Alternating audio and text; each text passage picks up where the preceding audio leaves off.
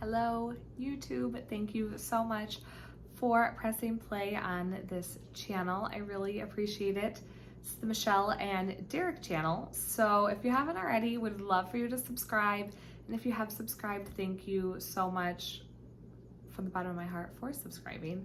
I kind of wanted to get in a little personal in today's video and kind of just give you guys like a little background information about myself and growing up with the heart condition that I was diagnosed with when I was gonna get into that a little bit. And then I would love any questions anyone has, please post it in this video. I will answer everything to the best of my knowledge. And if you're just nosy and want to ask any other questions, please feel free to do so. Grew up in a normal household with my mom and my dad, and then I have two older sisters. Life was good. We had a great life. My dad, I want to say he was in his 20s when he had collapsed at work, passed out. He went to the emergency room he had passed out, and it was later confirmed that he had a heart condition called hypertrophic cardiomyopathy, HCM for short. And he was about in his, like I said, his late 20s when he found out he had it. So pretty much what HCM is, it's when your left ventricle of your heart is just abnormally enlarged. So because the heart muscle is enlarged, and so say you're like exerting yourself or you're running or your heart is just racing, because that heart muscle is so much larger, it makes it harder for blood to get through, hence why you can pass out, you can have shortness of breath, some symptoms like that. So usually HCM does go diagnosed. Like my dad, no idea he had it until he did pass out and found out that he had it. So later on, obviously my parents then had my sisters and myself. So because they knew my dad had it, HCM is also a genetic. So it runs through the genes. So because my dad had the gene, it was possible that me and my sisters also could have had it. So we would have to get echocardiograms. So it's kind of like when they do like an echo on a baby. And you can see it on the screen. It's kind of the same thing, but for your heart. So we used to have to go like yearly just to get checked, just to make sure that we did not have it. I got checked. Life was pretty normal. Turnaround, I'm 16 years old and we had just gone for our testing, waiting for our results. Nothing, I'm a 16-year-old girl. I'm not thinking anything of it, obviously. So then I remember this day like perfectly. I was coming home, so I was 16, so I was a sophomore or junior in high school, and I had just gotten off the bus with my girlfriend, and she was with me. We were coming to the house to hang out, and my mom and my dad sitting at the kitchen table, and my mom had told me to sit down and let me know that we did get the results back from the echo, and it was confirmed that my left ventricle of my heart was showing that it was enlarged in the echo from the doctor. So it was ruled then that I had HCM. Usually the heart muscle, like a normal thickness is, I want to say, I wrote it down, I believe it's like 12 millimeters or less. And at that time, when I was 16, on the echo, it had measured that my heart muscle was 16 millimeters. So not too crazy from 12, but definitely more. And they do say, like, because I was growing, these were like my growing years, I was growing as well. So it was at 16 millimeters. So pretty much, you know, my mom told me she had it. My mom is a worrier, as any other mother is. So I think it was more harder on her than it was on me. You don't think of like living with a heart condition and how it can really affect your life, you know, going forward. So, you know, I was told, like, obviously I was not able to do sports going forward. At that time, I wasn't playing any sports. I was a cheerleader before, but I was not cheering in high school. So that wasn't a huge deal for me. Any other sports, really. I was not able to continue with gym in high school. So instead of doing gym class, I used to have to go to the library every day and write like a physical education article that was going on in the world that day. So I had to do that every day for the rest of high school. So believe me, I actually would have totally rather preferred to do gym. As much as I probably didn't always love gym, I would have rather done that than type papers every single day. I was only 16 at the time. I was still considered a child. So my dad's doctors were all at Northwestern Hospital. So I was only 16 and was not able to go to Northwestern yet until I was considered an adult at 18. So I also did go to the city, but I went to Children's Memorial Hospital. So my cardiologists were there until I turned 18. Once I turned 18, I then went and saw all the doctors on my dad's team. So then I was under their care as well. So then all throughout high school, I didn't really have many symptoms, like looking back. I may have always had shortness of breath. That was always kind of like my number one symptom that I remember always having, but I always didn't think much of it. I always thought, you know, is it normal for everyone going up the stairs to be short of breath? However, no, it's not. But all throughout high school, I lived a pretty normal high school life. You know, nothing really held me back. I didn't, like I said, like I didn't do sports, so that never really held me back. My mom, yes, was always a worrier, especially going out and being younger and, you know, experimenting throughout high school. However, I was very responsible and never did like things like that. So she didn't have anything to worry about because I was always great. No. So then fast forward through after high school, so was like 2012, I had met Derek. So 2012, I met Derek, and obviously he was very accepting of my heart condition, no concerns. I don't even think it ever even raised a red flag for him. Years go by. So 2015, I was always still getting my echoes because they always wanted to still monitor my heart and the thickness, just because I was growing, so it's possible that that was still growing. So come into 2015, my heart muscle was at about 29 millimeters. But from 16 years old, it was at about 16 millimeters. And then when I was about 21, 22, it got to 29 millimeters. So definitely a big increase. And that's when I did start noticing a lot of shortness of breath with everything I used to do. So even just like walking, it was getting a little hard for me. It was a little frustrating because I feel like it did slow me down. Like I always just remember, like even like concerts and things like that, Derek would drop me off at the front, or we wouldn't even go because he would feel bad and I would feel bad because I would be slowing him down, and I'm like, come on, we gotta slow down, I can't keep up. So at that time, usually doctors will recommend, if your heart muscle gets to about 30 millimeters, they will recommend a defibrillator. So that is like the implantable device that kind of brings you back to life. So I don't know if you know, like those AEDs that are all around, like in schools, it's kind of like the paddles.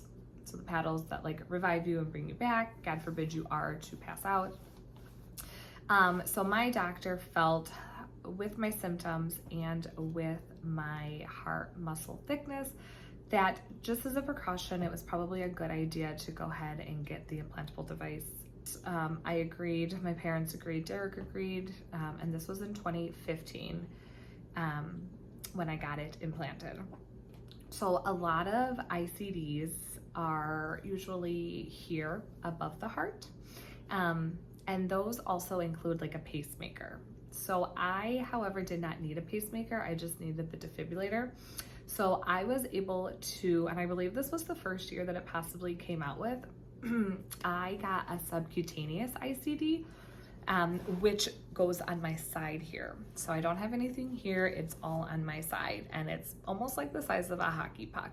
A doctor, surgeon, who put in my defibrillator is absolutely amazing. With being a young girl, I was a little self-conscious of knowing that I was gonna have scars all down my chest and my side. So he really did take good care of me. I was supposed to get like incisions all through here, and he was able to do them without that. So he just really paid attention to little things that go a long way for a woman. So props to him, he did amazing. Surgery all went well, everything went well. I believe it was September of 2015, I had an episode where my device shocked me. So just a couple months later, and don't forget, this device was just put in as a precaution, and within a couple months, I had to utilize it, so it worked. It saved my life, and I thank God for that doctor every day for recommending us to put it in, because clearly I needed it. So what happened was, I was sleeping, me and Derek, we had a townhome together at the time, and I was sleeping, and I just remember like being on the floor, not knowing how I got there. I was face down. I had woke up and my whole left side was hurting so bad, and not really like putting two and two together. Finally, Derek got out of bed and like came to wake me, and the whole side was hurting. Finally, yes, like I said, we put two and two together, is that my device went off. Called 911 since it was the first time it ever happened. We went to the emergency room and they were able to download my device, and it worked. So it worked like it was supposed to. I was sleeping, so I didn't feel anything, which is a little bit of a blessing of a disguise. So my heart rate, I don't know what I was dreaming about, but for some reason my heart rate got super, super high. And the device is, once your heart rate gets to a certain rate, it's told to shock you. So it shocked me, kicked me out of the bed. I ended up on the floor. So it definitely did its job. I thank God every day that I had that device at that moment. And it's just crazy that within a couple months of hoping I was never gonna have to need it or use it, I ended up having to use it. So to this day, I'm grateful. I remember my dad had always told me, so he also had a device. He had the one here, the defibrillator and the pacemaker, and he had always told me that it feels like a horse is kicking you in the chest when it goes off. And that, like I said, like a blessing in disguise, that I was sleeping, so I didn't feel it. He suffered a lot of anxiety with his device. His device went off handful of times, and every time he was awake. So as you can imagine, he had so much anxiety with thinking or even doing things because he was scared his device was gonna go off. You know, it's kind of like a time bomb in your body. Like, you don't know if it's gonna go off, when it's gonna go off, and to have that feeling is so scary. So, grateful that I didn't feel it. I then, I wanna say in 2018, I believe, again, September, the same thing happened. I was asleep. I didn't feel it. I got kicked out of bed. So again, my device, I have used it twice. So my heart rate was very high again that time, and it did its job correctly, and it's really nice. So like the second time I didn't go to the emergency room because you don't have to. I just called the hospital and they were able to just download it. And I didn't go just because you don't really have to. Remember, we decided of 2019, it was time for surgery. So my cardiologist recommended it was time. I was on medicine at the time, and I still to this day am on medicine, which keeps my heart rate low. So I was still on that, and I still am. So September of 2019, we decided it was time for a myectomy, which was open heart surgery. So pretty much they cut me in the center, and they shave that heart muscle that is enlarged. So that's a myectomy. And in November of 2019, I did get that. Surgery went well, everything went really good. And supposedly they say that that heart muscle should not grow back. However, I still technically have hypertrophic cardiomyopathy, but that heart muscle now has been shaven and should not grow back, is what my doctors tell me. But my surgery went really well. Recovery was pretty normal. I mean, I believe I was out of work for like 3 months. I wasn't able to drive. I had a home nurse come and help me out for a couple weeks after the surgery. Otherwise, I know my mom and my sisters and my husband helped me. So that was in 2019. Yeah, I was 26. I was in this house at that time. I had that surgery. It was painful. I think I was a champ. I was a trooper. I try to be a good patient as best as I can. But since that surgery, I feel amazing. I rarely have shortness of breath. I try to stay active, especially recently, as much as possible. It is important for me to stay healthy and to stay at a good weight. I don't want to get overweight. I don't want to have more complications with my body when I have this heart condition. So it is important for me to stay as healthy as possible.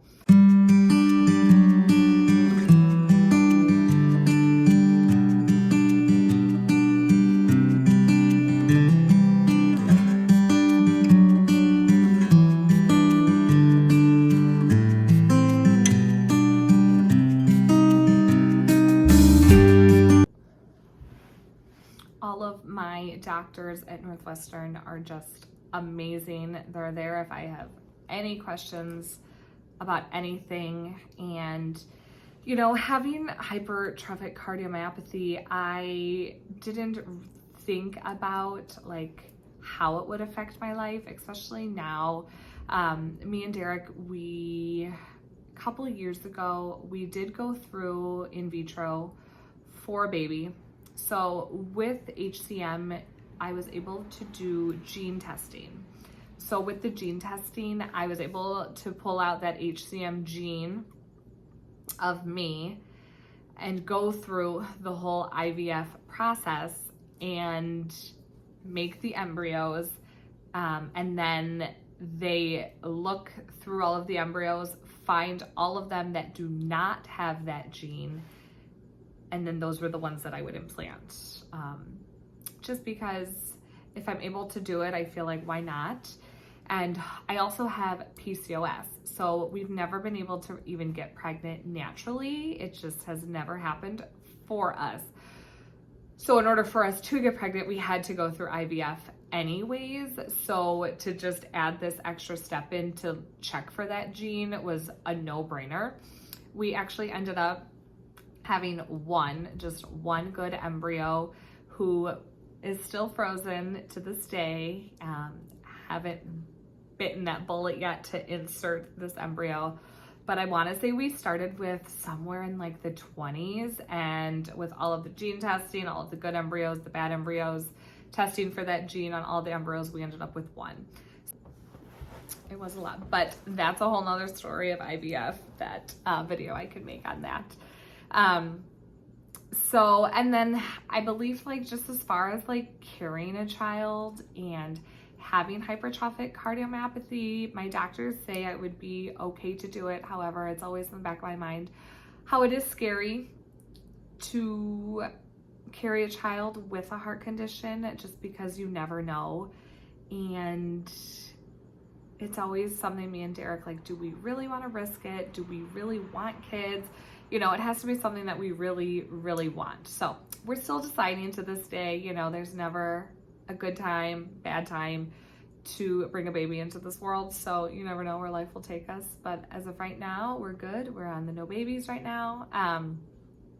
But you never know. Tomorrow could be a new day and we could want to insert our embryo. So my story with living with hypertrophic cardiomyopathy. If anyone has any questions, I would be glad to answer. If you have any concerns, please reach out to me. Let me know. I am an open book about it. I love talking about it, and I think more people need to be aware of hypertrophic cardiomyopathy, especially because it does go so undiagnosed that it's a scary heart disease out there if you don't know you have it. So any questions anyone has, please feel free to ask. And thank you so much for watching this video. Make sure to give it a like, share it, and make sure you subscribe to this channel.